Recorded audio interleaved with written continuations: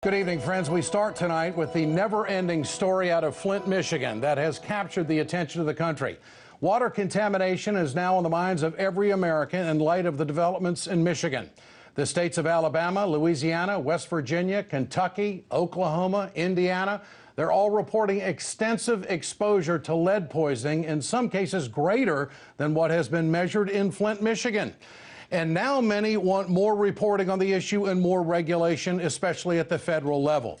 So how safe is our water tonight? For more, let's turn to our newsroom and turn to Simone Del Rosario in our newsroom for more on this story.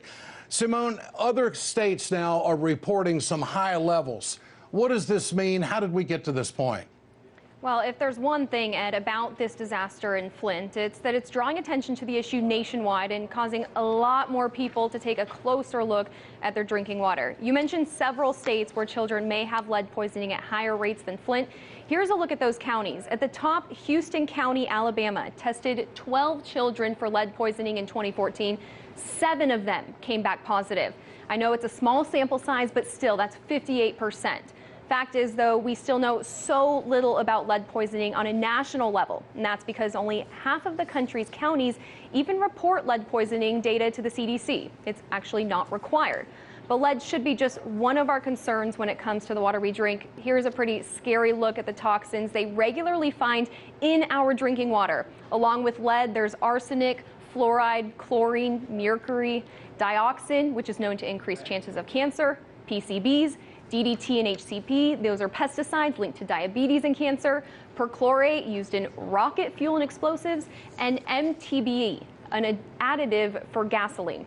You know, Simone, the big question also is infrastructure. We've had a big conversation in this country about no investments. We're talking water treatment plants. Is that conversation going to come up in these states now? Oh, of course it'll come up in this now, because those toxins that I mentioned, they're not an exhaustive list. They are just a handful. When you talk about water treatment, you ask, how can these toxins even get into the water if they are being treated? Fact is, the U.S. does not require that a lot of these chemicals are actually removed from drinking water. Regulations require that those that are deemed toxic be reduced as much as possible, not removed. And states, if they had the sort of filtration system that would cause them to be removed to the level that would actually remove them from the drinking water, that would cost states a fortune. So you're finding a lot of states that are kind of meeting those bare minimum requirements set forth by federal regulations to be able to meet the standard, but still these toxins slip through. Now, what some scientists are also concerned about is that we do not know much about the low levels and the long-term effects of having low levels of toxins in our water. So even though they meet minimum federal regulations, they don't know what the long-term effects are of these low levels in our drinking water. So it's kind of the same thing, Ed, over and over again. The water's deemed safe until it's not.